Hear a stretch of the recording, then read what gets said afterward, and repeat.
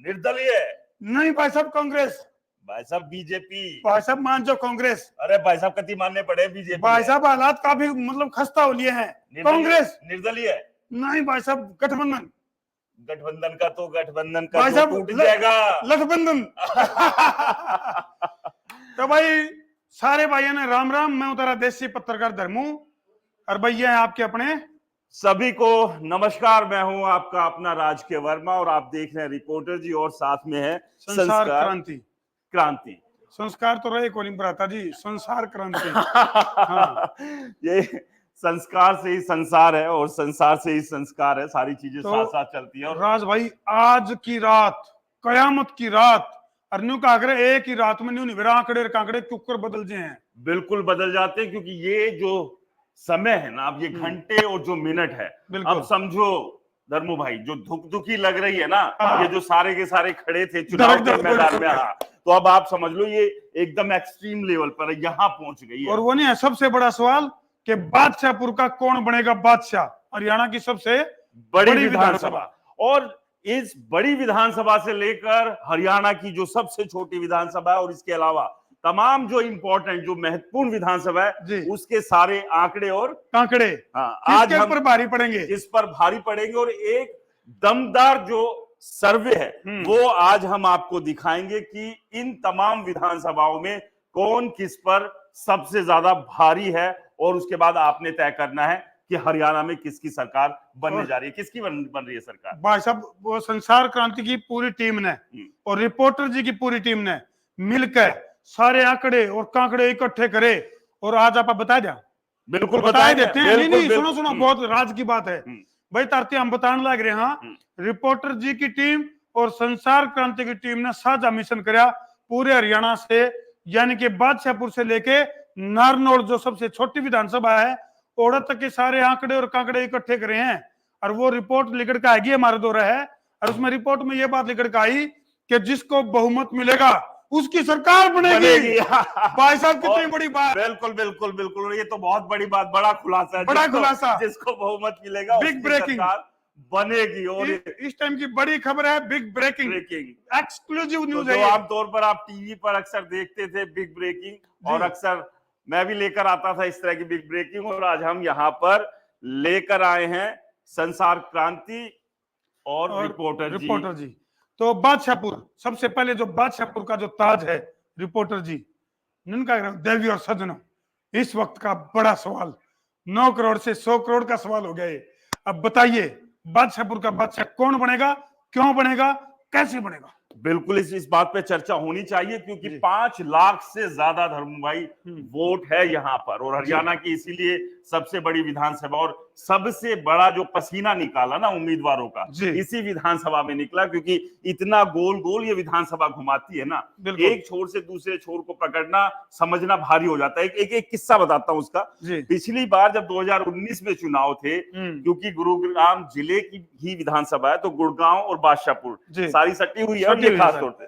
तो गुड़गांव में जब बीजेपी के उम्मीदवार थे वो अपना चुनाव प्रचार बादशाहपुर की एक विधानसभा में कराए, क्योंकि उनको पता ही नहीं था ये गुड़गांव विधानसभा या बादशाहपुर। कांध लगा जो कर शॉर्ट तो स्टांग का लग रही हो और पट्टी स्टांग का। हाँ, तो वो हुआ है। और बादशाहपुर विधानसभा ने खूब छकाया है इस बार के उम्मीदवारों को। लेकिन बड़ा इंटरेस्टिंग है इस बार बादशाहपुर में जिस तरह की टक्कर देखने को मिली है। एक युवा चेहरा है वर्धन यादव, जिसको कांग्रेस ने अपना उम्मीदवार बनाया। बिल्कुल बीजेपी ने पिछली बार 2019 में टिकट काट दी थी, कैबिनेट मंत्री पूर्व में रहे राव नरबीर सिंह, लेकिन इस बार फिर से भरोसा जताया। धमकी देकर न्यूज सुनने में भी आ रही है कि राव नरबीर सिंह बिल्कुल डंके की चोट पर और छाती ठोक के टिकट लेकर आए हैं, क्योंकि लोकसभा के जो नतीजे थे, लोकसभा का गणित विज्ञान में जिक्र चल रहे हैं राव नरबीर सिंह के।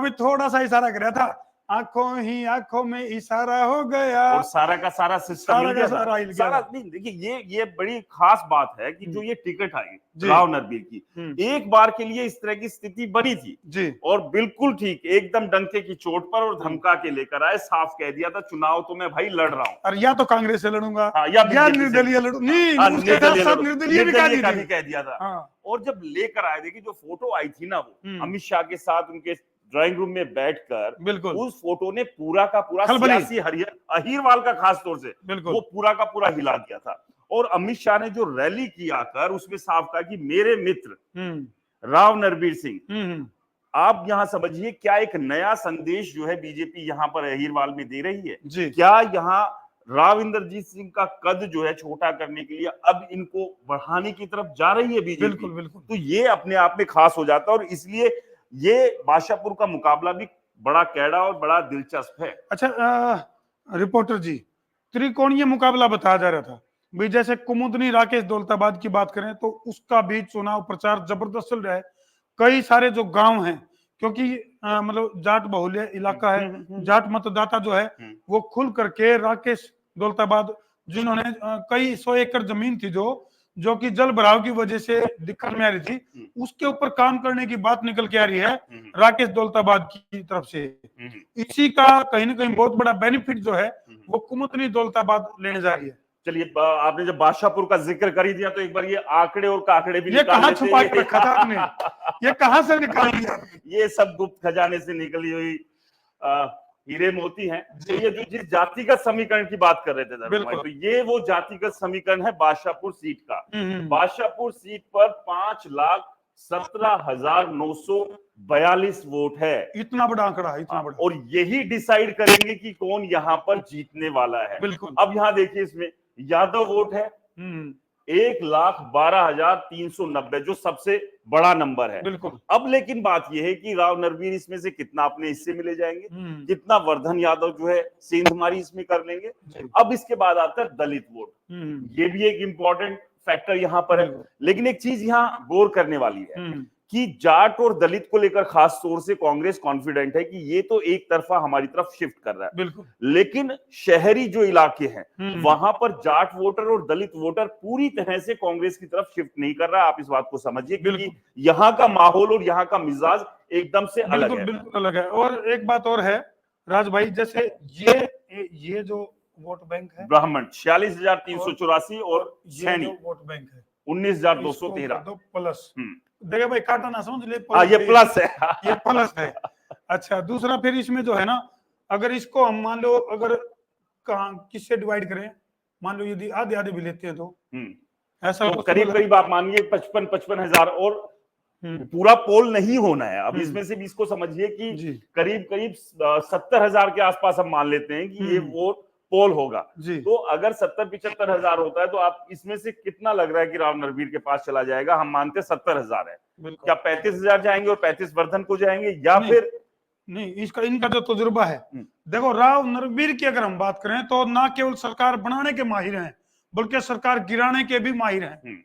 और द्वारका एक्सप्रेस हाईवे की बात करें या और भी बड़े बड़े प्रोजेक्ट, एलिवेटेड फ्लाईओवर है, बादशाहपुर ड्रेन है, और भी बहुत सारे काम है जो पिछले 2014 से 2019 में इन्होंने किए। यानी कि ये जो शब्द है ना, ये इतना ये बादशाह, ये बादशाह है ना, जो ये इसको बनने में क्या है कि ना केवल बादशाहपुर को बल्कि पूरे गुरुग्राम को बेनिफिट मिल सकता है। इसीलिए क्या है कि जो दाएं बाएं वाली विधानसभा के जो मतदाता हैं वो भी कहीं ना कहीं फोर्स कर रहे हैं इन मतदाताओं को जो बादशाहपुर विधानसभा के हैं, और उम्मीद रखते हैं कि राव नरबीर यदि उसमें आवे है पावर में तो उसका बेनिफिट पूरे गुरुग्राम देखो। इस बार जो बड़ा संदेश भी दिया राव नरबीर सिंह ने, आप यहाँ समझिए, एक बड़ी तकलीफ जो है भ्रष्टाचार जो है गुड़गांव और बादशाहपुर विधानसभा के लिए है, जो विकास नहीं हो पा रहा है जी।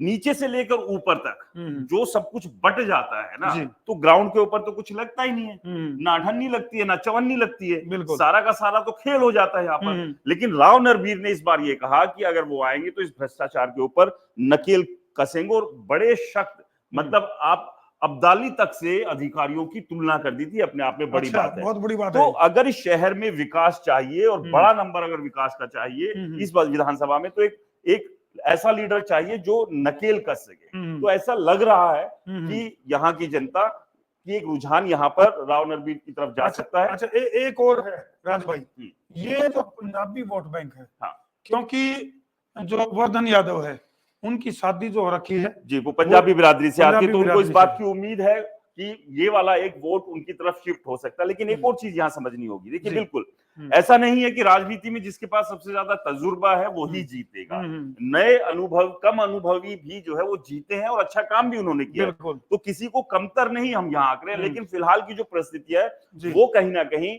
राव नरबीर की तरफ इशारा कर रही है कि बादशाहपुर के बादशाह इस बार राव नरबीर सिंह बन सकते हैं, जो कि अभी तक के पूरे हालात और जो परिस्थिति है, क्योंकि कुमुदनी दौलताबाद की जो बात कर रहे थे, जो आपने जिक्र किया था, देखिए शुरुआत में जब उन्होंने चुनाव के लिए हामी भरी और एक मैसेज गया तो कहीं ना कहीं सबके जहन में था कि वो एक अच्छी फाइट देकर त्रिकोणीय मुकाबला बनाए रखेंगे और जीत भी सकती है। लेकिन अभी फिलहाल वो ये बहुत बड़ी बात कही आपने। और ये जो वोट बैंक है ना जी, जो जाट वोट जो किसान से कंपेयर करो आप इसको, और राकेश दौलताबाद ने जो बादशाहपुर का एक बहुत कई हजारों एकड़ जमीन जो कि किसानों की फसल खराब हो जाती थी जल भराव के कारण, उस प्रोजेक्ट के ऊपर काम किया, जिसका बेनिफिट जो है, यानी कि ये जो वोट बैंक है ये सीधा सीधा ज्यादा संख्या में, हालांकि देखो कांग्रेस दावा करती है कि जाट वोट बैंक जो है वो हमारे पास है, लेकिन ये राकेश दौलताबाद की तरफ शिफ्ट होने की संभावना। और इसके अलावा आम आदमी पार्टी से भी जाट एक उम्मीदवार है, तो वो भी एक बड़ा जो ये वाला जो नंबर है जो आपने कहा जाट वाला 62,676, ये नंबर बटेगा और ये कांग्रेस के पास सीधे सीधे नहीं जा रहा है। और इसका एक बड़ा फायदा यहाँ पर राव नरबीर सिंह को भी मिलना है। तो बादशाहपुर की स्थिति है। इसके अलावा बाकी जो बिल्कुल आगे बढ़ते हैं, आगे बढ़ेंगे क्योंकि बहुत कुछ बताना है। हाँ, सिर्फ हम बादशाहपुर की ही बात नहीं कर रहे हैं, और हम जो बात कर रहे हैं वो और भी इसके अलावा जो विधानसभा है उन पर बात करेंगे, क्योंकि ये चुनाव का सबसे बड़ा देसी पोल है। जो कि ये क्यों मुस्कुरा रहे हैं? इनकी मुस्कुराहट के पीछे का जो राज है वो अशोक तंवर चर्चाओं का विषय है। तो एक के बाद एक कितनी ही पार्टियां इन्होंने जो है चंद सालों में बदल दी है, कभी इधर तो कभी उधर। देखो तो ऐसा ना हो ना इधर के रहे ना उधर के रहे, वाकई में पीएचडी होल्डर हो गए हैं। आज मेरी पार्टी बदल लेंगे। हाँ, मतलब राजनीति के पीएचडी होल्डर, कोई सी पार्टी मेरे ख्याल से शायद इन्होंने छोड़ी नहीं। और आज मेरी मुलाकात जो है भारतीय जनता पार्टी की जो प्रदेश प्रवक्ता है नेहा धवन, उनके साथ जब मेरी मुलाकात हुई तो मैंने उनसे पूछा था, मखा जी ये कितना नुकसान करके गए हैं आपका? तो वो बोले एक वोट का। मतलब तुड़क दे जवाब दे दिया। हाँ। एक वोट का जो उनकी खुद की है। हाँ, तो कुछ इस तरह का जवाब। लेकिन जब भारतीय जनता पार्टी जब शामिल करी तो बीजेपी के लिए डॉक्टर अशोक तंवर बहुत बड़ा चेहरा थे, और जब वो छोड़ के गए हैं तो वो एक वोट। आप कितना सहमत हो इससे? देखिए एक बात मैं आपको बताऊं, अशोक तंवर जो अभी आए थे, मुझे समझ में ही नहीं आया कि बीजेपी ने उनको क्यों लोकसभा में उम्मीदवार बनाया। बीजेपी जो अब माना जा रहा है कि जो अनुभव चुनाव लड़ने का है और कैंडिडेट सिलेक्शन का जो अनुभव पिछले अगर कुछ सालों की बात करें उस पर शक नहीं कर सकते, लेकिन बिल्कुल मुझे यहाँ इस बार उस पर संदेह हुआ कि ये सिलेक्शन गलत था। क्योंकि आप समझिए कि बहुत बड़ा जनाधार अशोक तंवर के पास नहीं है, मास लीडर नहीं है, दलितों के बहुत बड़े नेता या चेहरा नहीं है। दलित नेता जरूर है, लेकिन दलितों के बीच वो लोकप्रियता नहीं है कि एकदम से वो सारा का सारा वोट बैंक शिफ्ट करा ले। राज भाई, मेरे को एक शक लग रहा है, कहीं रातों रात अशोक तंवर के बदले कुमारी शैलजा का तो नहीं ले जाए बीजेपी? हो सकता है। देखो फिलहाल तो हमने भी साइड बदली है यहाँ पर। ये जो है ना, ये जो इधर से उधर रातों रात कुछ भी हो सकता है। कुछ भी हो सकता है, क्योंकि कुमारी शैलजा की जो नाराजगी है और जिस तरह से दिखी, और अभी हाल में एक डिजिटल चैनल को उन्होंने इंटरव्यू दिया तो उसमें पूछा भी था कि भूपेंद्र सिंह हुड्डा के साथ मंच पे हाथ मिलाया आपने? बिल्कुल। और कितनी बार मिले तो उनका याद ही नहीं है कब हम मिले थे। यानी ऐसा है राज भाई, हाथ तो मिले लेकिन दिल नहीं मिले, और वो मिलने नहीं है। जिस तरह की कोशिश तो करी राहुल गांधी जी का, अच्छा प्रयास था। और जो यात्रा निकली राहुल गांधी की नारायणगढ़ से लेकर के और बहादुरगढ़ तक की, जो अलग अलग रास्तों से जो होते हुए जो कार्यकर्ता आए और फिर यहाँ पे इकट्ठे हुए, और जिस ढंग से हाथ मिलाने की कोशिश करी गई राहुल गांधी के द्वारा, एक कुशल राजनीतिक के जो गुण है वो राहुल गांधी में दिखाई दिए उस मंच पे। तो इसका कितना असर आपको लगता है कि भाई प्रदेश की जनता के ऊपर, कितना वोटर के ऊपर कितना दिमाग पे असर डाला? देखो जाहिर सी बात है, कोई भी जब बड़ा लीडर आता है तो उसका असर पड़ता है, और उसका असर सबसे ज्यादा कहां पड़ता है इसको थोड़ा समझिए कि वो अपने जो कार्यकर्ता है, जो उसके समर्थक है, उसमें एक तरह से अगर वो एनर्जी डाउन है तो उस एनर्जी को अप करता है, टाइटेनियम आ जाता है कि जो समर्थक है वो एकदम चार्ज हो जाता है। तो यही राहुल गांधी आए, नरेंद्र मोदी आए, अमित शाह आए, प्रियंका गांधी आए, दूसरे जो बड़ी लीडर आते हैं जो हम कहते हैं स्टार प्रचारक है, तो ये ज्यादा जो असर डालते हैं, अपने समर्थकों को एक एनर्जी बूस्टर डोज देके चले जाते हैं कि अब भाई साहब तुम लगे रहो और अच्छे से वोट हमारी अपनी पार्टी के लिए इकट्ठा करो। तो रिपोर्टर जी यानी कि राज भाई, कुछ रिपोर्ट तो मैं एक बार दर्शकों ने बता दूं, फिर आपका गणित आप थोड़ा सा आप बताइयो। एक बार दर्शकों ने मैंने बता दियो, नोट कर दे रही हो भाई, कापी लिख पेन लो लेके आज बैठ जियो, हाँ, बिल्कुल लिख लो। क्योंकि ये आज वाली जो वीडियो है ये कल भी काम आएगी, परसों भी काम आएगी, उससे परले दिन भी काम आऊगी, उससे परले दिन भी काम आऊगी, क्योंकि ये हमारा जो देसी ओपिनियन पोल है राज भाई जी, और इसमें जो देखो कि संसार क्रांति और रिपोर्टर जी लेकर आए आपके लिए। और एक रिक्वेस्ट जरूर करेंगे, अपने काम की बात भी तो कर लेते हैं भाई। करो जी, करो, हाँ, हाँ, संसार क्रांति को आप लाइक करें, उसे सब्सक्राइब करें और फॉलो करें, और साथ में कमेंट भी करें, कमेंट सवा भी शेयर करें, भी करें, हाँ, गब्बर और शेयर भी हाँ, करें, साथ में रिपोर्टर जी आपका अपना चैनल, इसको भी सब्सक्राइब करें, सवा शेयर करें, गब्बर शेयर करें, लाइक करें, क्योंकि ताजा ताजा अपडेट जो है ना केवल चुनाव के साथ बल्कि चुनाव के बाद भी आपको हर ताजा मसाला आपको देंगे।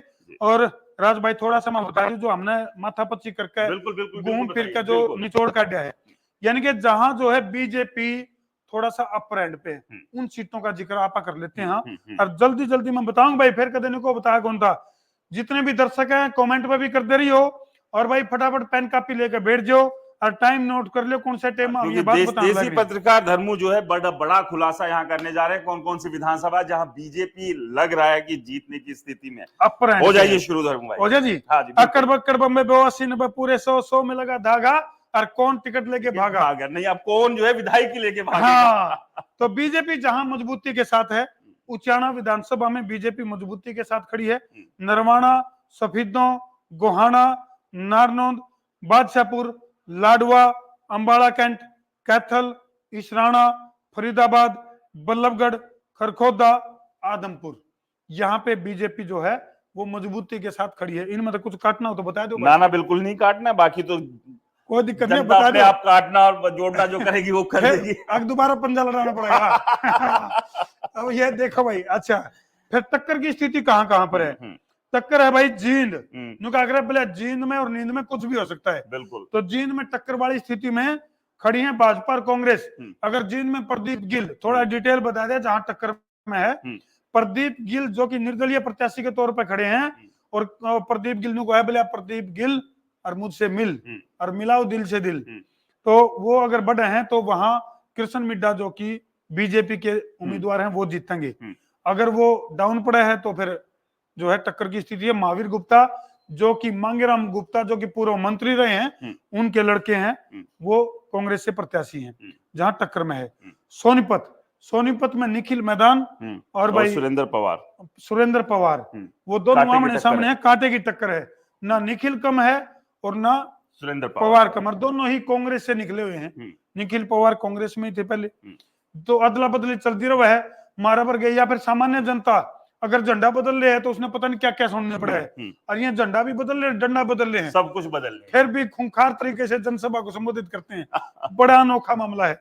गन्नौर की ओर देखो भाई साहब गन्नौर में खेला होने लग रहा है। टिकट तो दे दी देवेंद्र कौशिक को, और संगठन जो है कहीं ना कहीं खड़ा है देवेंद्र कादियान के साथ। देखो अंदर की बात बता रहा हूं, ये बहुत ज्यादा अंदर की बातें हैं, शायद आपको बहुत कम जगह सुनने को मिलेंगी।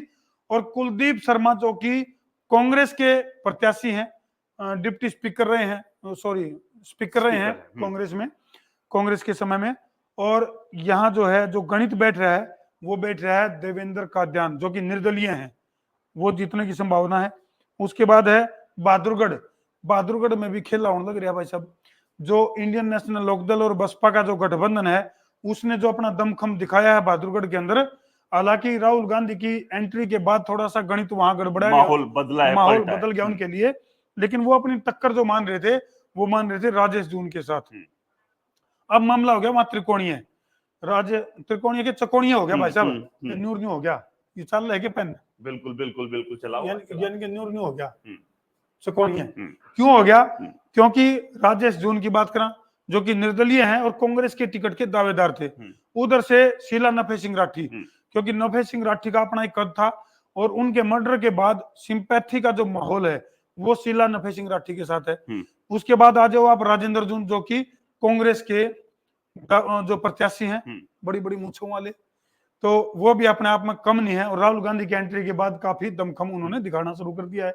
उधर से दिनेश कौशिक की बात करें जो कि भारतीय जनता पार्टी के प्रत्याशी हैं। तो ये त्रिकोणीय मुकाबला हो गया, ये काफी गणित यहाँ गड़बड़ा गया, बहादुर का गणित जो है एकदम फंसा हुआ है एकदम। लेकिन जो देसी ओपिनियन पोल है, जिसमें कि जो राजनीतिक चाणक्यों ने माथापच्ची करके जो 5-7 कौन नंबर 1 कौन लग रहा है यहाँ? 5-7 सीटों पे जो इनेलो बसपा का जो गठबंधन जो अग्रिम बताया है, आगे चल रहा है, उन्हीं में से एक सीट है बहादुरगढ़। यहाँ कुछ भी हो सकता है, यानी कि बसपा इनेलो गठबंधन काफी बढ़त बनाए हुए है। इसके बाद आ जाओ आप हिसार। हिसार में निर्दलीय प्रत्याशी और एशिया की सबसे अमीर महिला सावित्री जिंदल। पहले तो इसको मैंने उसमें कर रखा था, भाई पता नहीं बात बनेगी कि नहीं बनेगी, लेकिन ये पूरी तरह से मजबूती के साथ जो है हिसार से कहीं ना कहीं स्थिति ऐसी है कि सावित्री जिंदल जो है यहाँ से सीट निकाल सकती है और एक तरफा मुकाबला फिलहाल लग रहा है। हाँ, और दूसरी बात, एक बात और है राज भाई, जो ये निर्दलीय जो मैंने बताया ना, अच्छा गुरुग्राम में भी अगर बात करें तो मुकाबला त्रिकोणीय है, यहाँ भी फंसा हुआ है एकदम। हाँ, नवीन जिंदल की बात करा, नवीन गोयल, कोई नहीं, वो भी लाला जी है, कोई बात नहीं, नवीन गोयल की बात करा, या फिर मुकेश शर्मा की बात करा, या फिर मोहित ग्रोवर की बात करा, मुकाबला त्रिकोणीय है। हाँ, लेकिन कोई किसी से कम नहीं है, कम कोई नहीं है। लेकिन अगर मुकाबले में अगर देखिए जिस तरह से इस पूरे चुनाव को लड़ा है इन तीनों ने, तो इसमें मुकेश शर्मा और नवीन गोयल को मैं जरूर अपर हैंड पे रखूंगा। कारण है इन्होंने शिद्दत के साथ चुनाव लड़ा है, मतलब पूरी एनर्जी के साथ चुनाव लड़ा है और चुनाव को उठा के रखा है। लेकिन मोहित ग्रोवर ये सब नहीं कर पाए, जबकि उनके पास एक गोल्डन अपॉर्चुनिटी आई थी कि कांग्रेस की टिकट थी, लेकिन उनका चुनाव उठा ही नहीं। अच्छा, इसमें एक और खेला हो गया, भाजपा प्रत्याशी के साथ एक खेला हो गया, पता ही होगा आपको, तो आप पूरी पैनी नजर रखो। तो जब अमित शाह आए गृह मंत्री और जीत की अपील उन्होंने करी, राव नरबीर सिंह का नाम भी ले दिया, और क्या नाम है, एक और प्रत्याशी था, किसका नाम लिया था, लेकिन मुकेश शर्मा का नाम नहीं लिया। जबकि सूत्र ये बताते हैं कि मंच पे मौजूद थे। चलो, मंच पे मौजूद थे कि नहीं थे, इसके ऊपर भी कई सारे सवाल उठ रहे हैं, लेकिन कम से कम जिक्र तो करना था, भाई गुरुग्राम से इसको भी जिताना है, उसका जिक्र नहीं करा। इस करके नवीन गोयल का हौसला काफी बुलंद है। और बाकी तो खैर जनता जनार्दन तय कर देगी, 8 अक्टूबर को फैसला हो जाएगा। तो चलिए अब आगे बढ़े। हाँ, एक और थोड़ा सा मैं बता देता हूँ, कांग्रेस का मजबूती के साथ खड़ी है, नहीं तो कांग्रेस वाले ने कहोगे मैंने बिल्कुल बताइए, क्योंकि ये संसार क्रांति और रिपोर्टर जी खास आपके लिए पोल लेकर आए, एकदम देसी पोल है। और उन्होंने कहा करें रिपोर्टर जी, बोले ना पक्ष ना विपक्ष, हम हाँ केवल निष्पक्ष, जो दिख रहा है वो हम बता रहे हैं। कांग्रेस क्या है, जुलाना में मजबूत स्थिति में है, लेकिन चुनाव की डेट जब डिक्लेयर हुई थी, विनेश फोगाट काफी मजबूती पे खड़ी थी, थोड़ा सा अंतर जीत का जो है वो कम होता दिखाई दे रहा है, ये बड़ी आश्चर्यजनक बात है। अच्छा, उसके बाद तिगांव की बात करें, तिगांव में कांग्रेस मजबूत है, किलोई में, जज्जर में, बेरी में और ओडल में, इजराइल क्या नाम अथीन में और पृथला में कांग्रेस जो है वो मजबूत स्थिति में है। और लेकिन यहाँ थोड़ा सा एक वो है, खेला बीजेपी की लंबी थोड़ी सी लिस्ट ना भाई साहब, ये आरोप प्रत्यारोप की राजनीति छोड़ दो, अभी और बता रहा हूं, पूछ रहा हूं ना वो मैं बता रहा हूँ। अच्छा, और लिस्ट छुपा के रखी अभी और भी पन्ने खोलने बाकी है, यही बाहर निकालनी थी लिस्ट। अगर बीजेपी के पन्ना प्रमुख होते हैं ना, इसी तरह से अपने भी पन्ने हैं। अभी तो पार्टी शुरू हुई है। मुलाना विधानसभा से जो है श्रीमती पूजा चौधरी, वो बढ़त बनाए हुए है कांग्रेस से पक्का नहीं होगा, देखियो कदे खाम कहीं अपना आंकड़े गलत पड़ते, मामला गड़बड़ हो जाए कदे, यह भी ध्यान रखनी पड़ेगी। अच्छा, इसके बाद कांग्रेस कहाँ है, और भी अभी पन्ने हम खोलने की कोशिश करेंगे। जो है पानीपत शहर से कांग्रेस बढ़त बनाए हुए है, और प्रमोद कुमार विज जो है वो बीजेपी के हैं, और कांग्रेस से है वीरेंद्र कुमार शाह, यानी कि जिनको बुल्ले शाह के नाम से भी जाना जाता है, ये जो है वो अपर एंड पे हैं, मजबूती के साथ वहां पे मजबूती बना रहे हैं। उसके बाद अगर हम बात करें तो करनाल विधानसभा, करनाल से जो है जगमोहन आनंद जो है वो भारतीय जनता पार्टी के प्रत्याशी हैं, जहां पे जो श्रीमती सुनीता ये जो है मजबूती के साथ है। और बताऊं भाई साहब, अच्छा, पानीपत ग्रामीण में महिपाल डांडा जो है वो मजबूती के साथ हैं, जिसमें कि बड़ा आश्चर्यजनक सा चुनाव चल रहा है पानीपत ग्रामीण में। पानीपत ग्रामीण में विजय जैन है जो आजाद उम्मीदवार हैं, वो इनको टक्कर दे रहे हैं महिपाल डांडा को, और उधर से सचिन कुंडू जो है वो कांग्रेस की तरफ से हैं, और यहाँ मुकाबला हो गया त्रिकोणीय, मतलब ये टफ है फाइट। हाँ, ये और जहाँ त्रिकोणीय है तो आप भी समझ सको क्या होगा, दर्शक समझ भी गए होंगे, जहां त्रिकोणीय मुकाबला है तो बीजेपी वहां खेला खेल सकती है अलग तरह का। बिल्कुल। तो अच्छा, उसके बाद देखो आपने भी इसके ऊपर एक स्टोरी दी थी राज भाई, धर्म सिंह छोक्कर, बिल्कुल जो बिल्कुल। कि समालका विधानसभा से हैं और बावजूद उसके के कई सारे आरोपों के दायरे में हैं धर्म सिंह छोक्कर। मनी लॉन्ड्रिंग की अगर बात करें तो काफी सारा मामला गिरफ्तारी को लेके भी, भाई सरेंडर करो या गिरफ्तार हो जाओ, तो इसको लेके चला। लेकिन मनमोहन बढ़ाना जो कि भारतीय जनता पार्टी से जो वहां प्रत्याशी के तौर पे हैं, लेकिन वहां पे धर्म सिंह छोक्कर जो कि कांग्रेस से हैं, वो बढ़त बनाए हुए हैं। ये तो लिस्ट बढ़ गई होगी हमारी। हाँ बिल्कुल बढ़ रही है लिस्ट। हाँ, नहीं तो आपने तो लाई दिए थे आरोप। अच्छा, उसमें आपको बता दें एक और गणित जो गड़बड़ हो रही है वहां पे, रविंद्र माचरोली जो कि 2014 में जीत का आए थे, भारतीय जनता पार्टी को जीतने के बाद सपोर्ट कराया था उन्हें, और जो कि वहां पे जो जाट मतदाता हैं उनके लिए आकर्षण का केंद्र बने हुए हैं। तो ये जो है धर्म सिंह छोक्कर के लिए चुनौती बनाने वाली बात है वहां पे। तो लेकिन उसके बावजूद भी धर्म सिंह छोक्कर जो है वो अपर हैंड पे हैं समालका में। इसके बाद और बताऊं जी, पक्की बात है? बिल्कुल बिल्कुल बिल्कुल। नारनौंद विधानसभा काफी और सीट है, क्योंकि दादा गौतम वहां अपना गढ़ छोड़ के सफीदों चले गए और पीछे छोड़ गए जस्सी पेटवाड़ और कैप्टन अभिमन्यु की, वो नहीं कहा रहे हैं ब्रह्मास्त्रों की लड़ाई, क्योंकि भाई अभिमन्यु नाम है। अभिमन्यु को जैसे महाभारत की अगर बात करें, फिलहाल भी पूरे हरियाणा की सबसे बड़ी महाभारत चली हुई है ये। अच्छा, पहले महाभारत की बात करें तो राज भाई, उसमें अभिमन्यु जो है चक्रव्यूह में घुस तो गया था, लेकिन निकलना नहीं आया। और कहीं ऐसा ना हो कि, हालांकि जस्सी पेटवाड़ को जो अभिमन्यु है वो बहुत कम आंक रहे हैं, लेकिन जस्सी पेटवाड़ जो है कांग्रेस का सबसे मजबूत दावेदार के तौर पर, मजबूत प्रत्याशी जो है वो नारनौंद विधानसभा में उतारा गया है। तो वहां टक्कर है, टक्कर में कुछ भी हो सके है। अब ये अभिमन्यु चक्रव्यूह में घुस तो गए हैं, अब लिकड़ेंगे कैसे वो देखना पड़ेगा।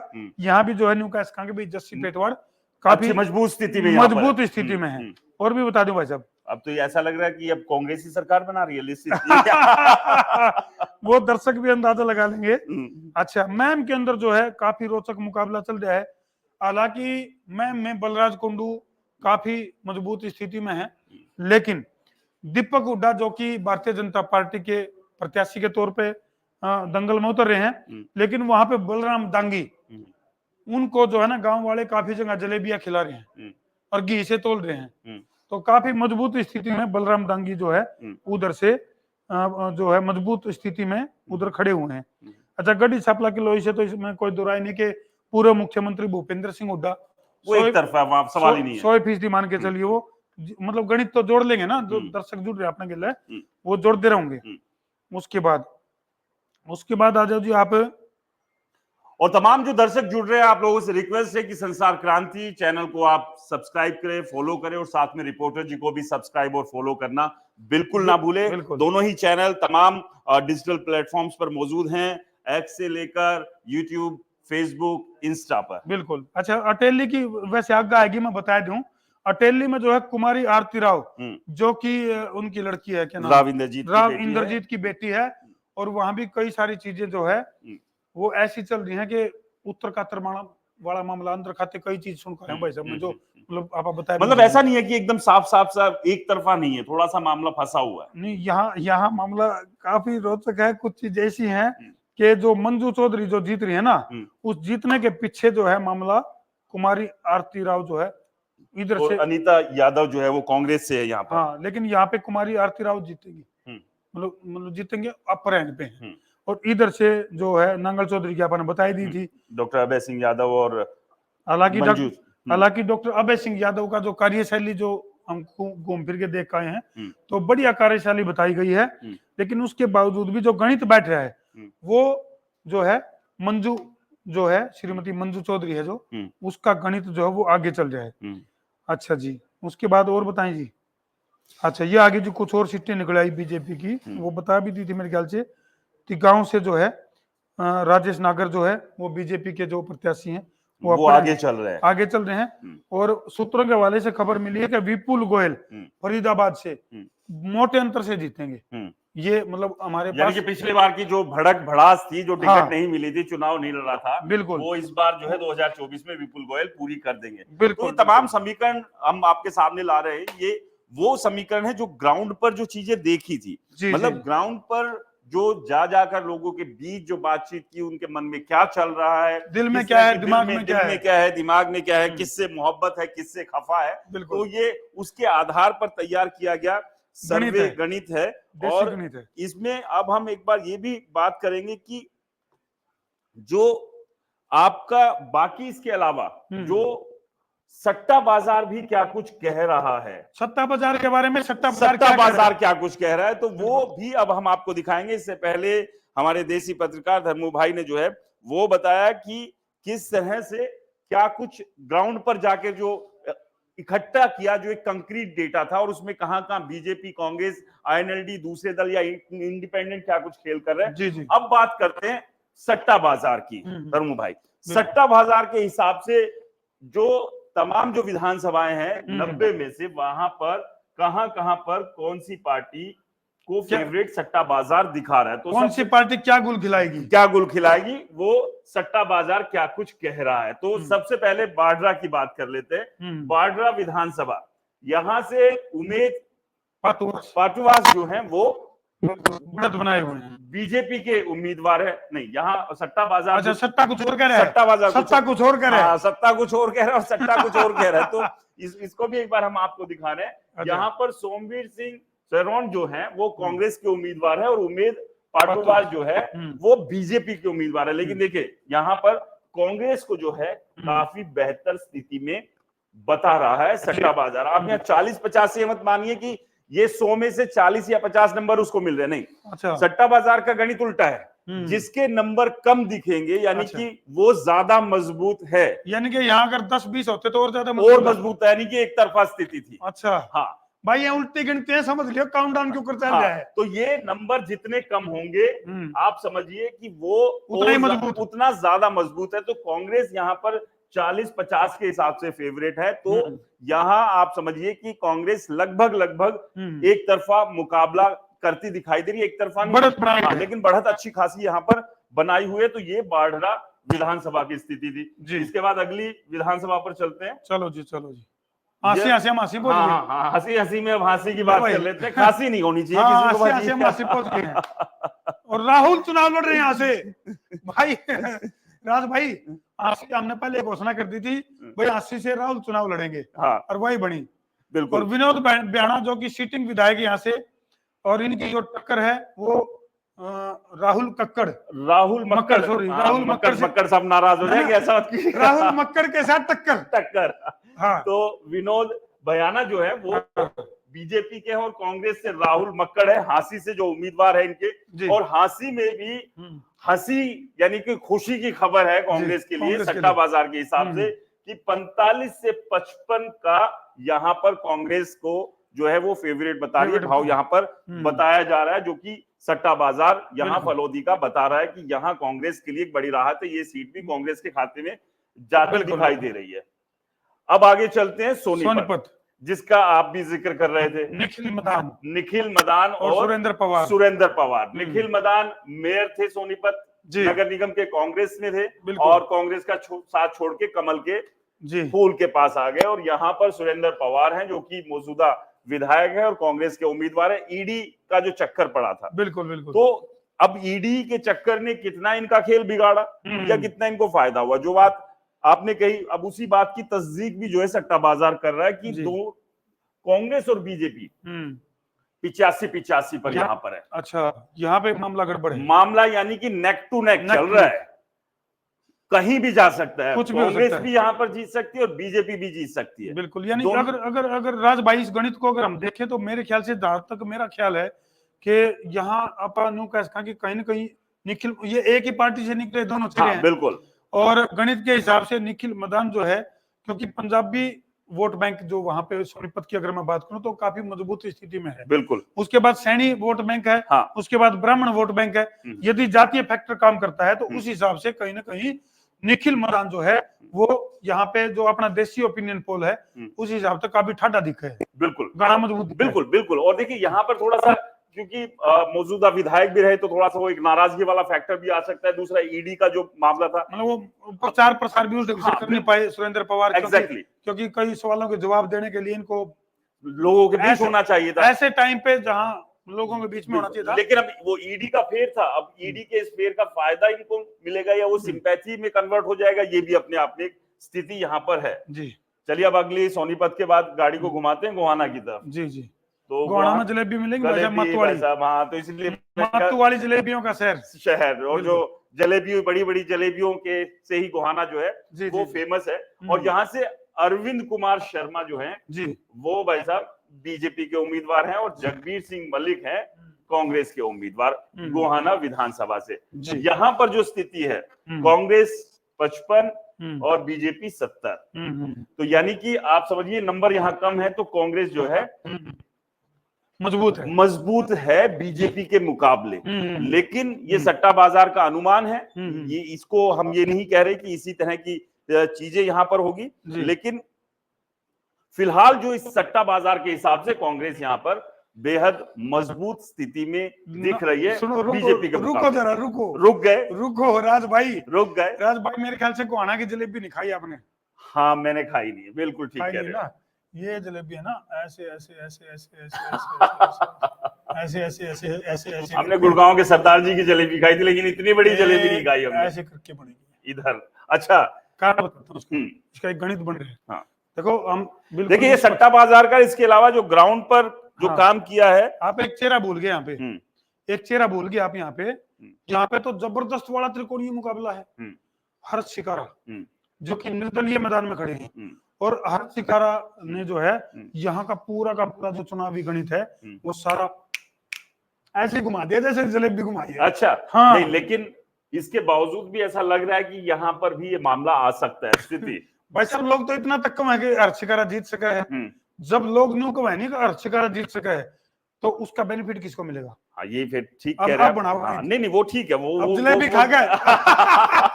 लेकिन कहीं ऐसा ना हो ऐसे घूमते हुए जलेबी यहाँ पहुंच जाए। यानी कि यहाँ पूरी तरह से मुकाबला जलेबी की तरह बिल्कुल गोलमाल है। लेकिन देखिए जो सट्टा बाजार भी जो कह रहा है वो 55 और 70 की बात कर रहे हैं, तो झुकाव कांग्रेस की तरफ यहाँ पर ज्यादा है। लेकिन खैर कयामत के दिन और कयामत के जो रातें चली है, वो सारी की सारी चीजें बदल देगी यहाँ पर। अब आते हैं अंबाला जी।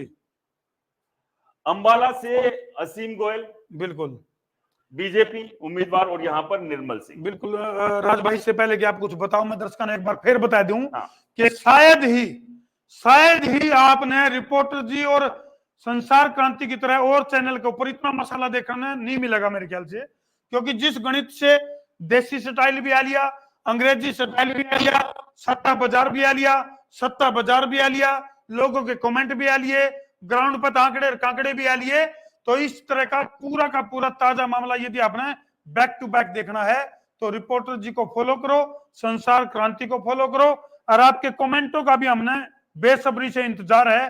फटाफट बताते रहो, क्योंकि आज कयामत की रात है। कयामत की ये रात किस पे पड़ेगी भारी, क्योंकि हमारा जो टाइटल है वो भी इस तरह का है कि कौन किस पर पड़ेगा भारी, अब आई जनता की बारी। बिल्कुल बिल्कुल, और जनता ही तय करेगी। राज भाई, आपका भी जो पत्रकारिता का जो तजुर्बा है, काफी लंबा चौड़ा, मेन स्ट्रीम मीडिया में भी आपने अपनी सेवाएं दी हैं, और काफी जबरदस्त तजुर्बा, जार पे छोड़ के जो हमारा देसी स्टाइल है और राज भाई का अपना टेक्निकल स्टाइल है, तो सारे आंकड़े और कांकड़े कार्यकर्ता बताने लग रहे हैं। तो फटाफट जो है रिपोर्टर जी और संसार क्रांति को फॉलो करो, शेयर करो, सवा शेयर करो, गब्बर शेयर करो, और कमेंट्स धनाधन करते रहिए। कुछ देर बाद आपके कमेंट्स भी हम लोग लेंगे, जितने हो सकते हैं, जितनी कोशिश होगी। अंबाला सिटी की बात कर रहे थे भाई, यहाँ पर सिटी बजेगी भाई साहब, सिटी तो अब कौन सी वाली बजनी है? अच्छी वाली बजनी है तो इनकी बस्ती दिखा रहा है सट्टा बाजार, और बुरी वाली कहनी है तो असीम गोयल की यहाँ बस्ती दिखाई दे रही है। हालत कुछ ठीक नहीं है यहाँ, समझिए 18-25 का मतलब यहाँ न्यू कहा कि एक तरह से ये 18-25 जो है, यानी कि ये बीजेपी का लेवल दिखाया जा रहा है। 100 में से जो है ना, मतलब अगर आप देसी वैसे कर दे तो 18% 18 से 25% पे बीजेपी खड़ी है, और बाकी सब नंबर यहाँ पर है जो सट्टा बाजार। ये दर्शकों को समझाने का अपना एक देसी स्टाइल है, बिल्कुल, ताकि दर्शकों को सट्टा बाजार के आंकड़े जो है वो दिमाग में घुसर जाए, किस तरह से सट्टा बाजार जो है वो आगे बोली लगाते हैं। बिल्कुल, और कमेंट्स भी आप करते रहिएगा। तो यहाँ पर कांग्रेस सिटी अंबाला में काफी मजबूत नजर आ रही है। असीम गोयल यहाँ पर मुश्किलों में घिरे हुए आपके जो कमेंट हैं, बिल्कुल ये एनालाइज बताते हैं। आपके कमेंटों को हम पढ़ेंगे और बताएंगे, और कमेंट भाई सुथरे सुथरे बढ़िया बढ़िया करने हैं जमा। हाँ, तो चलिए अब अंबाला कैंट चलते हैं और अंबाला कैंट से गब्बर साहब यानी Gabbar is back, Gabbar is back देखो। वाली स्थिति में, और परी साहब जो हैं फिलहाल लग नहीं रहा है कि गब्बर साहब को सामने टिक पाएंगे। बिल्कुल, हालांकि सट्टा बाजार की अगर हम बात करें तो सट्टा बाजार ने तो मतलब मामला गड़बड़ कर रखा है। आगे तो अगर ग्राउंड की बात करें राज भाई, तो ग्राउंड पे गब्बर इज बैक वाक्य में है,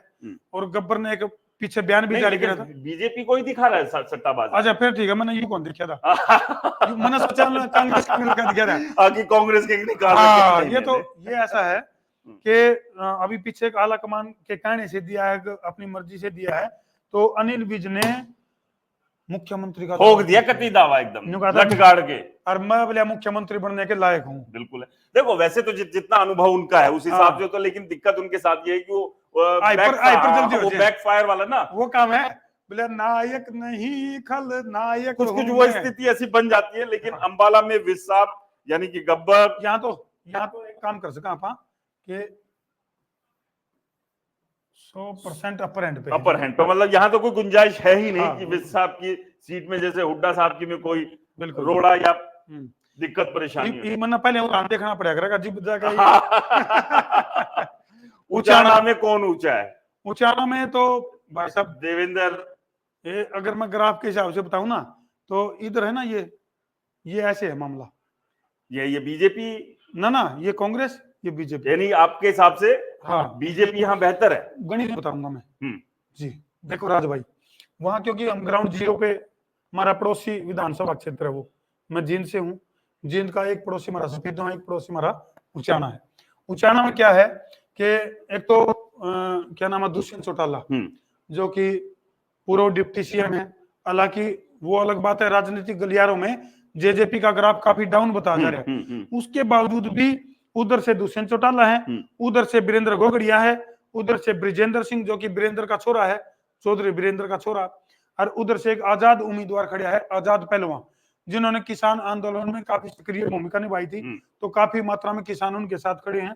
एक दिलबाग संडील है जो कि वो भी जाट कम्युनिटी से आवे है, तो अब आप हिसाब लगाओ भाई साहब, वहां पे जाट 5 तो मजबूत खड़े हैं, और 5 मजबूत नहीं हो गए अगर उनको डिवाइड होता है जाट वोट बैंक, और यहाँ पे सैनी और ब्राह्मण पूरी तरह से कोई इसमें नो डाउट। देखो भाई, हम जातिवाद को वो नहीं करते, लेकिन मजबूरी है कि हमने ये गणना करनी पड़े है। लेकिन भाईचारा जिंदाबाद है नहीं, वो तो हमेशा भाईचारा रहता है। एक चीज मैं यहाँ करेक्ट और भी कहूंगा, मैं अक्सर मैं इस बात को कहता हूँ जब जातिगत समीकरणों की बात करते हैं, हिंदुस्तान में जहां जहां चुनाव होंगे जी, आप वहां से जातियों को और धर्म को बाहर नहीं कर सकते हैं। बिल्कुल, इसको लाने का काम सिर्फ पॉलिटिकल नहीं सिर्फ वही नहीं करती है। अच्छा, राजनीतिक पार्टियां ही नहीं करती है, नेता ही नहीं करते, जनता भी करती है। जनता भी करती है। आप और हम भी जब वोट करने के लिए जाते हैं, सभी की बात नहीं करें, अधिकांश लोग जो हैं जाति धर्म को देखकर वोट करते हैं। इसका एग्जांपल मैं आपको दे देता हूं,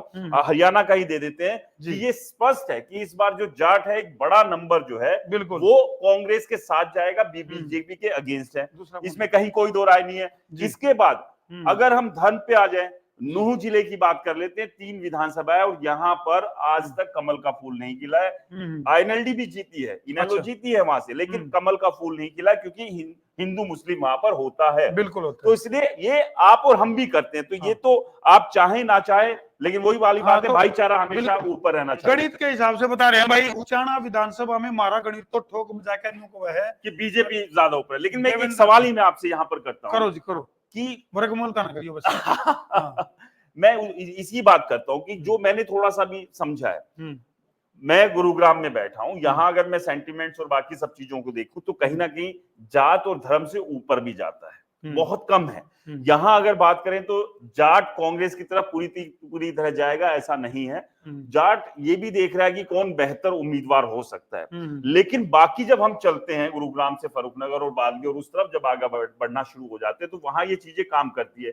क्या ऐसा जो आपको लग रहा है कि जो नंबर ऑफ जाट कैंडिडेट्स हैं उचाना में, उनमें स्प्लिट होगा, बट जाएगा वोट, लेकिन क्या 2019 में जो जाटों को चोट लगी थी जेजेपी के साथ और कांग्रेस के साथ बटकर, क्या उससे सबक नहीं लिया होगा? लेकिन एक बात बताओ भाई साहब, उस समय ये ब्रिजेंद्र सिंह ये बीजेपी के साथ है। लेकिन इस बात को भी थोड़ा आप समझिए ना, अगर ये दल बदल वाली कहानी देखें तो लगभग से सभी नेताओं ने जो है इधर का आम और इधर का अमरूद सभी ने खा और चख रखा है, और अभी भी जहां मौका मिलता है वो रसमलाई खाने के लिए दौड़ लेते हैं। इस सीट को जो है ना चुनाव के बाद आप एक और डिबेट करेंगे इसके ऊपर, ठीक है। लेकिन देखिए, लेकिन यहाँ एक बात समझना जरूरी है, क्योंकि ग्राउंड पर जो व्यक्ति रहता है उसके पास और डिटेल एनालिसिस विश्लेषण रहता है। तो यहाँ पर हमारे देसी पत्रकार धर्मू भाई के हिसाब से कांग्रेस के मुकाबले बीजेपी थोड़ा अपर हैंड पर है, लेकिन सट्टा बाजार कह रहा है कि कांग्रेस का यहाँ पर ठीक ठाक है। ये सट्टा बाजार का ये देसी ओपिनियन पोल है अपना, बिल्कुल। तो इसमें हर बात के लिए गुंजाइश है, कहीं किसी के लिए हम एवरीथिंग इज पॉसिबल। हाँ, चुनाव है, राजनीति में किसी भी संभावना को इनका नहीं कर सकते। अब देखिए, अब ये आ जाइए गुड़गांव में, आ जाइए यहाँ चुकाने वाला चीज सट्टा बाजार। ये क्या हो गया, ये क्या हो गया, ये यही यहाँ पर फंसा हुआ जो पेज, जो इससे पहले हमने बात की थी कि गुड़गांव में पेज फंसा हुआ है। लेकिन सट्टा बाजार ने जो दिखाया है वो सिर्फ मुकेश शर्मा और मोहित ग्रोवर के बीच फाइट दिखाई है, लेकिन नवीन गोयल को आप कम नहीं आ सकते क्योंकि ये बड़ा डिसाइडिंग फैक्टर है। अब यहाँ थोड़ा सा समझिए, अगर नवीन गोयल यहाँ पर 50+ या 40+ के आसपास वोट ले जाएंगे तो मुकेश शर्मा को बहुत बड़ा नुकसान है।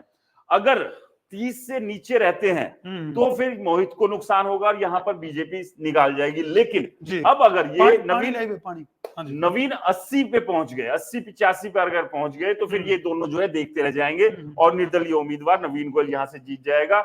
ये ग्राउंड का वो है। तो जो उचाना के लिए जो बात थी वही मैं यहाँ ग्राउंड की बात कर रहा हूँ। यहाँ एक गणित गड़बड़ा रहा है, एक मोटा गणित। देखो आप फिर वही बात है, हालांकि इसमें कोई दो राय को नहीं के नवीन गोयल जो है काफी अच्छी उन्होंने मेहनत करी है, इसमें कोई दो राय को नहीं, कोई बिल्कुल नहीं है, पिछले 5 साल से किए। दूसरी बात यह है कि उनका जो मैनिफेस्टो है वो ऐसा है कि जो उन्होंने कर दिखाया वो मैनिफेस्टो उनके पास पहले से किया हुआ एक मैनिफेस्टो होता है जो करेगा कोई भी विधायक बन के, एक होता है जो उन्होंने कर लिया। लेकिन यहाँ पे एक गणित खराब हो रहा है भाई साहब।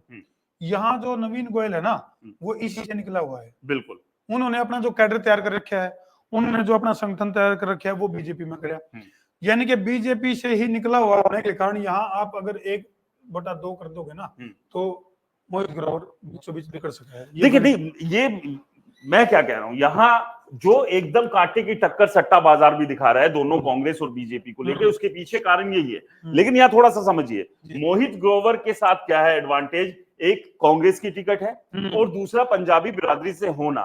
इसके अलावा तीसरा कोई भी ऐसा वो नहीं है जो मोहित ग्रोवर को विधायक बनाने का ये कहे कि फेस वैल्यू खुद की नहीं है। बिल्कुल 2019 में जरूर 48,600 के आसपास वोट लिए थे, लेकिन उसके बाद गायब थे भाई साहब। तो ये एक चीज है। लेकिन अगर मुकेश शर्मा और नवीन गोयल की बात करें, इन दोनों ने लगातार मेहनत की है। मुकेश शर्मा ने विधानसभा से बादशाहपुर से चुनाव भी लड़ा था, 35,000 लेकिन उसके बाद ये गुरुग्राम में आ गए। तो ये चीजें है अभी।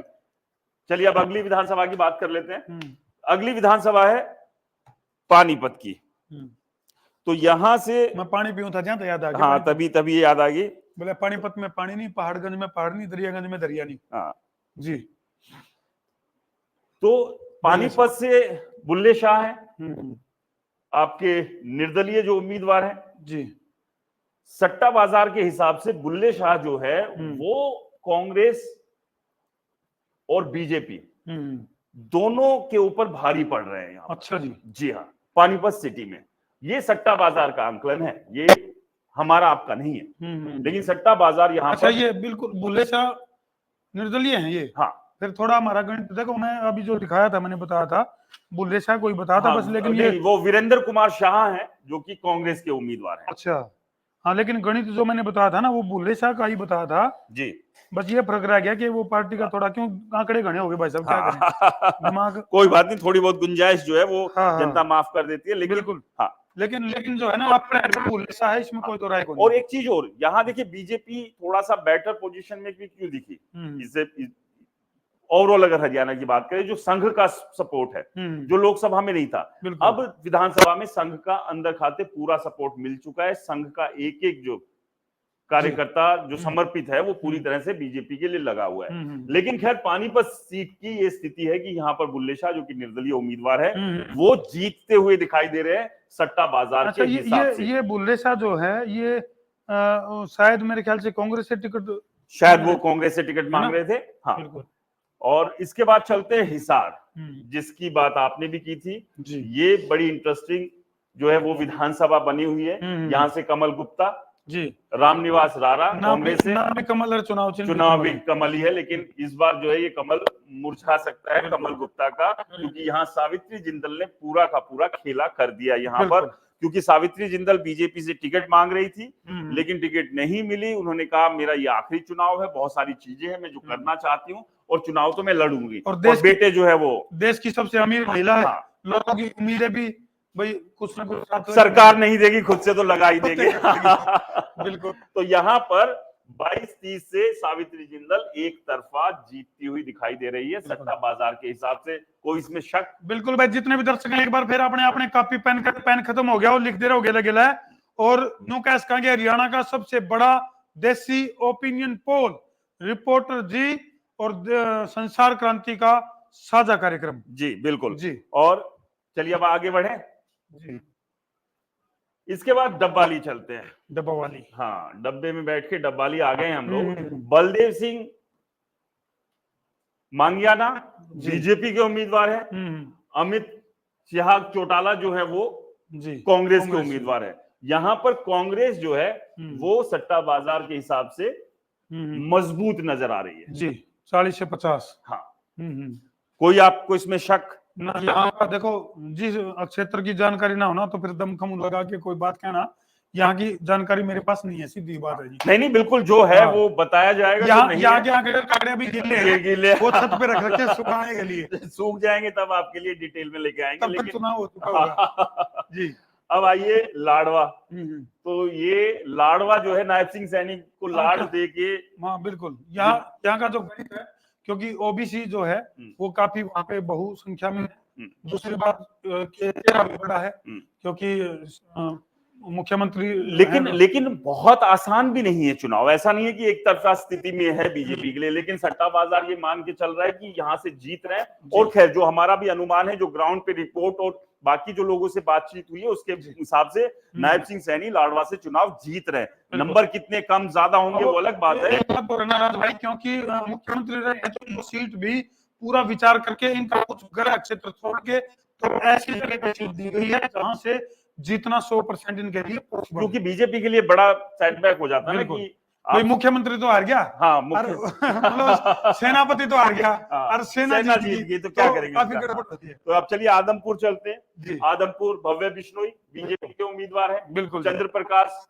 जांगड़ा कांग्रेस के उम्मीदवार है, और यहाँ पर 70-85 का, यहाँ भी मुझे सट्टा बाजार पे थोड़ा सा डाउट है, क्योंकि यहाँ भी मैं ग्राउंड पे गया हूँ और भव्य बिश्नोई की जो पोजीशन है वो काफी मजबूत पोजीशन है।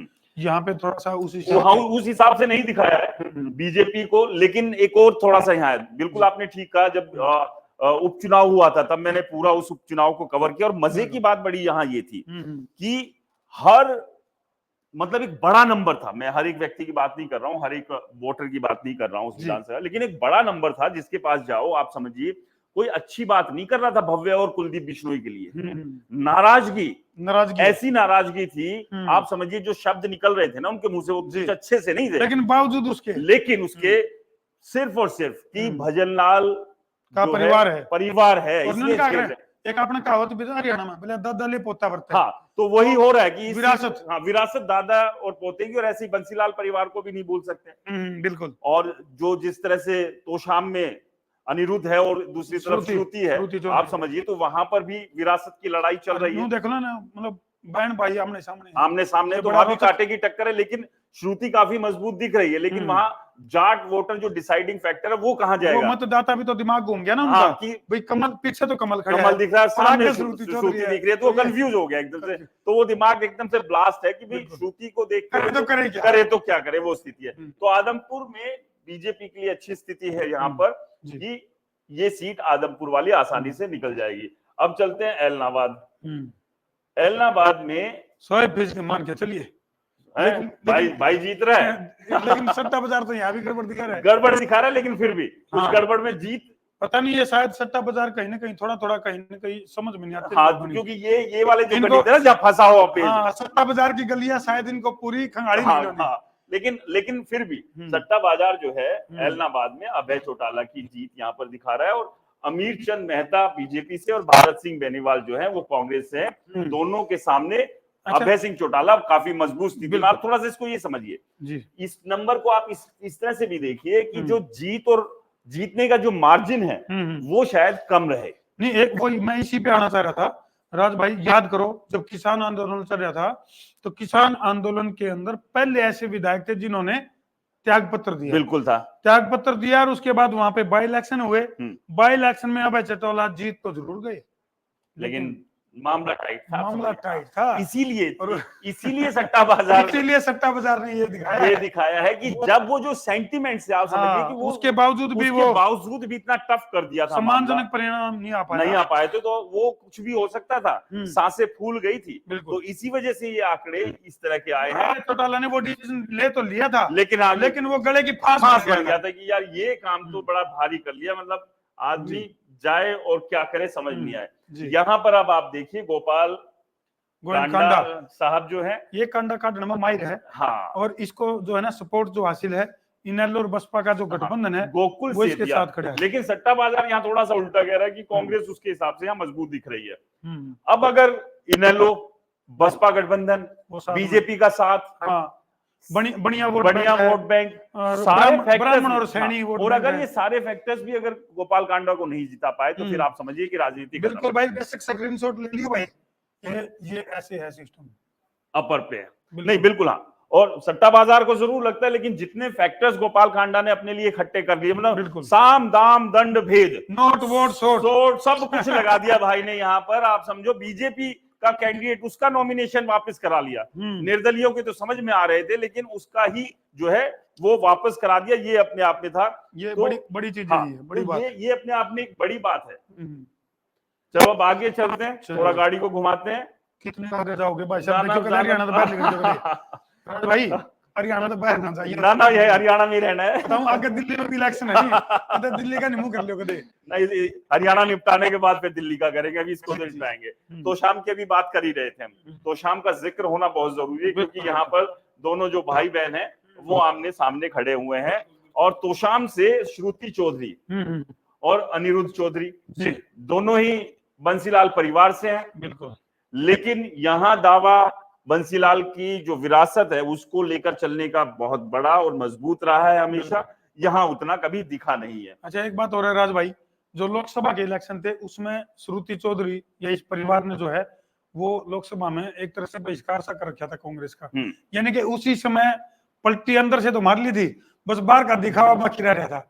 तो वो जो जितना नुकसान, जैसे डॉक्टर अशोक तंवर कभी कांग्रेस में होके जितना नुकसान कांग्रेस का कर गया ना, बाहर रह गए इतना नुकसान नहीं कर पाए। तो वो इसी तरह से जो है जो श्रुति चौधरी है, जब तक अंदर रह के जो नुकसान कर गई ना, अब शायद कम डैमेज करेगी ये कांग्रेस को, लेकिन अब खुल के क्लियर आगे आके श्रुति चौधरी का कद जो है वो कम नहीं आकिया जा सकता। नहीं वो देखिए बिल्कुल, और किरण चौधरी का साथ है, और इतना ही नहीं, सिर्फ तोशाम नहीं, आसपास की भी 6-7 ऐसी विधानसभा है जहां इनका प्रभाव है, क्योंकि बंसीलाल की जो लेगेसी को लेकर चल रहे हैं उसका एक बड़ा फर्क। और सट्टा बाजार भी यहाँ पर बीजेपी यानी श्रुति चौधरी को अपर साइड पर दिखा रहा है, तो यहाँ से भी जो है एक अच्छी खबर बीजेपी के लिए है। भिवानी से बात कर लेते हैं जी। भिवानी से जो सीपीआई, मैं कई बार ये छोटे छोटे नाम मिस कर जाता हूँ, तो यहाँ पार्टी, हाँ, तो यहाँ पर ओम प्रकाश है और घनश्याम शराफ यहाँ पर है जी।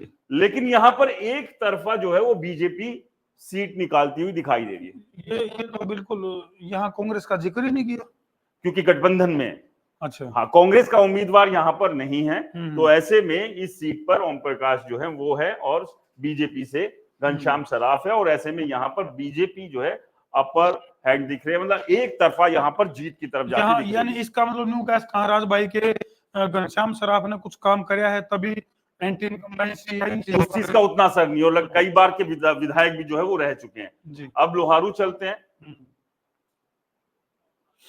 जेपी दलाल साहब बीजेपी से हैं, राजवीर सिंह कांग्रेस से है लोहारू में, लेकिन यहाँ ये सट्टा बाजार टेंशन दे रहा है इनको, टेंशन दे रहा है। और ये टेंशन मेरे को मेरा अपना देसी जो ओपिनियन पोल है, संसार क्रांति का ओपिनियन पोल, या फिर रिपोर्टर जी आप थोड़ा आपने बताया, क्योंकि ये मामला थोड़ा टेढ़ा है। देखो जिस तरह, हाँ मेरे को इसमें लग रहा है कि जो जेपी है, यानी कि जयप्रकाश दलाल, इनकी जो कुछ ऐसी नीतियां थी, क्योंकि मैं भी एक दो मेले इनके जो कृषि से संबंधित थे उनमें मैं शामिल रहा हूँ, तो वहाँ के जो किसान वो काफी खुश हैं इनसे। हालांकि पूरे हरियाणा लेवल पर अगर आप जिक्र करा तो काफी विरोध का सामना करना पड़ा था, लेकिन लोकल लोहारू की जो जनता है वो जेपी दलाल से काफी सेटिस्फाई है। कई जगह पानी जहां नहीं था वहां पानी पहुंचाने का काम, मतलब मैं ये नहीं सोचे कोई हूँ तारीफ कर रहा हूँ, लेकिन वहां हम गए हैं ग्राउंड पे, तो इनका जो जहां तक मेरे को लग रहा है कि अपर ग्राफ अपर जाना चाहिए। देखिए लग ऐसा हमें भी रहा है कि जयप्रकाश जेपी जो निकाल सकते हैं सीट, लेकिन जो बाकी जो समीकरण, जो बाकी जो फैक्टर्स है ना, वो कहीं ना कहीं इसलिए कांग्रेस को अपर साइड पे दिखा रहे हैं। कुछ भी हो सकता है, हाँ कुछ भी हो सकता है। 10 साल की एंटी इनकम्बेंसी थी, वो ठीक है, विधानसभा स्तर पर वो सब चीजें हुई, लेकिन फिर वही कास्ट फैक्टर आएगा, बाकी नाराजगी आएगी, किसान, जाट, खिलाड़ी सब यहाँ पर आएगा। एक बात है ना, एक बात और है राज भाई, दलाल साहब जो है खुद जाट कम्युनिटी से हैं, तो चाहे 10 की जगह 20-30 कुछ तो प्लस होगा इस वजह से, और नॉन जाट वोट वैसे आएंगे इनके पास, तो कुछ गणित यहाँ गड़बड़ा सकता है, कुछ भी हो सकता है। इस सीट को आप कांटे की टक्कर है यहाँ पर, लेकिन सट्टा बाजार कांग्रेस को यहाँ थोड़ा सा अपर साइड पे दिखा रहा है। कोसली की बात कर लेते हैं जी। कोसली से पूर्व मंत्री हैं जगदीश यादव, जो कि कांग्रेस की टिकट पर है। इन्होंने अनिल यादव जो है वो है बीजेपी से यहाँ पर है, और इन्होंने राव इंद्रजीत को, जब ये चाटूसाना विधानसभा होती थी तब इन्होंने हराया था। अच्छा, हाँ कांग्रेस की बात करें तो कांग्रेस यहाँ पर बेटर स्थिति में दिख रही है, 65-80, यानी कि अनिल यादव के मुकाबले यहाँ पर कांग्रेस जो है इतनी बेटर भी नहीं है, ठीक ठाक है मामला, मतलब टक्कर दे रखी है। कारण ये है कि देखिए ये जो राव इंद्रजीत सिंह है उनका प्रभाव इस इलाके में अच्छा खासा है, और अगर उस प्रभाव का फायदा अगर पूरा वो दिलवाने में कामयाब हो गए तो अनिल यादव जो है वो यहाँ से सीट निकाल सकते हैं। लेकिन हर बार जो यहाँ से बीजेपी ने अपने कैंडिडेट को बदला है उससे नाराजगी भी कोसली में है। 2014 में इन्होंने विक्रम ठेकेदार को बनाया, विक्रम यादव जो थे उनको बनाया, मंत्री भी बने, लेकिन उनकी टिकट काट दी। फिर लक्ष्मण यादव को ले आए, उनको यहाँ से उठाकर अब रेवाड़ी शिफ्ट कर दिया, और अब जो है अनिल यहाँ पर है। कोई ना कोई गणित में उलझे रहते हैं। हाँ, तो ये ऐसे उसमें उलझे रहते, तो इसीलिए जो है यहाँ की जनता थोड़ा सा बीजेपी को लेकर या बीजेपी कैंडिडेट को लेकर बहुत ज्यादा खुश नहीं, और इसीलिए सट्टा बाजार जो है वहां दिखा रहा है। लेकिन मुकाबला ऐसा भी नहीं है कि पूरी तरह से एक तरफा है जी। कलानौर की बात कर लेते हैं। कलानौर काफी फेमस। हाँ, तो यहाँ से रेणु डाबला है बीजेपी से, शकुंतला खटक जो है वो कांग्रेस से। लेकिन यहाँ देखिए एक तरफा, किंतु परंतु है ही नहीं यहाँ, क्योंकि 12 प्रत्याशी है ना। हाँ 12 प्रत्याशी है शकुंतला, और मजबूत हैं, लेकिन हाँ थोड़ा सा इन शब्दों से हम बचेंगे। कोई किसी को गलत लगे तो ना, मजबूत में 12 का मतलब वैसे हाँ कद जो है उनका राजनीतिक कद काफी वो है। और कलानौर से जो है ये 10 से 15 का जो दिखा रहा है, मतलब एक तरफा है, मतलब साफ है जो सट्टा बाजार कह रहा है। शकुंतला खटक सुरक्षित सीट पूरी तरह से, यहाँ कोई गुंजाइश ही नहीं है। बादली की बात कर लेते हैं। जजरवाड़ी गीता भुक्कल की सीट सुरक्षित है ना, हाँ लगभग ठीक उसी तरह। अब ओपी धनखड़ के लिए यहाँ बड़ी टेंशन है बादली में, एक बार फिर से जो है हार की कगार पर सट्टा बाजार, यानी कि ये बादल गरजेंगे और बिजली जो है ओपी धनखड़ पे पड़ेगी, और एक तरफा यहाँ पर कुलदीप वत्स की जीत यहाँ दिखा रहा है सट्टा बाजार, कांग्रेस के जो उम्मीदवार है बादली में। यानी कि ओम प्रकाश धनखड़ इस बार भी जो है पत्ता साफ होता दिख रहा है सट्टा बाजार। इनको बड़ा आश्वासन मिला हुआ है, जो कुलदीप वत्स हैं उनको डिप्टी सीएम तक का, मतलब ये बड़ी मजेदार बात है। देखो इस पे बात करनी चाहिए। जो कांग्रेस ने, खासतौर से दीपेंद्र हुड्डा ने डिप्टी सीएम की जो रसगुल्ले बांटे है ना कई जगह बांट दिए, फिर पॉसिबल भी है राजस्थान में जो पॉसिबल हुआ है तो हरियाणा में, लेकिन मुझे लग रहा है कि उससे ज्यादा बांट दिए। जहां जिस मंच पे गए वहां कुछ ऐसे इशारे हो गए कि भाई तू एक काम करो, जिताओ उसको, भाई को डिप्टी सीएम मैं बनाऊंगा। वर्धन यादव की बात करें, इधर से कुलदीप वत्स की बात करें, मतलब वो काजू कतली वाला हिसाब नहीं था। भंडारे के हलवे की तरह बांट दिया। मंत्रालय का कमिटमेंट करना तो मुश्किल हो जाता है, लेकिन ये थोड़ा सा आसान लगता है। अब जो आप बात कर रहे थे जज्जर से गीता भुक्कल की, बिल्कुल सट्टा बाजार एकदम साफ दिखा रहा है। हाँ, कप्तान बिरधाना जो है वो कहीं नहीं है गीता भुक्कल के सामने, झज्जर से सट्टा बाजार के हिसाब से एकदम। एक बात और है राज भाई, जहां सुरक्षित सीट है कांग्रेस की, वहां बीजेपी ने किसी बड़े चेहरे को दाव पे नहीं लगाया। हाँ, ये खास बात है। ओपी धनखड़ भी रिटायर कर रखे थे, वो तो देखिए उनको तो एकदम खुड्डे लाइन लगा रखा था। वो बस इसीलिए बस चलो भाई तो चुनाव ही लड़ ले और नहीं वो तो एकदम से खुड्डे लाइन लगा रखा था। हाँ। और उसके पीछे कौन कौन लोग थे ये आप जानते ही हैं। बिल्कुल। खैर वो चर्चा का विषय नहीं है। बहादुरगढ़ में दिनेश कौशिक और राजेंद्र सिंह जून दोनों के बीच कड़ा मुकाबला है। कांग्रेस हल्का सा अपर साइड पे जरूर है, लेकिन मुकाबला एकदम काटेगा। यहाँ पर अगर कहें नेक टू नेक जैसी फाइट दिख रही है। सट्टा बाजार की निगरानी में जो है वो शीला नफे सिंह राठी नहीं चढ़ पाई। और क्योंकि उसका जो जन सलाह जो कार्यक्रम हमने देखे हैं अभी पीछे, जब क्या नाम अभय सिंह चौटाला आए थे, तो कार्यक्रम के बाद उनके उसमें था आवाज नहीं हाँ, जी सब ठीक है।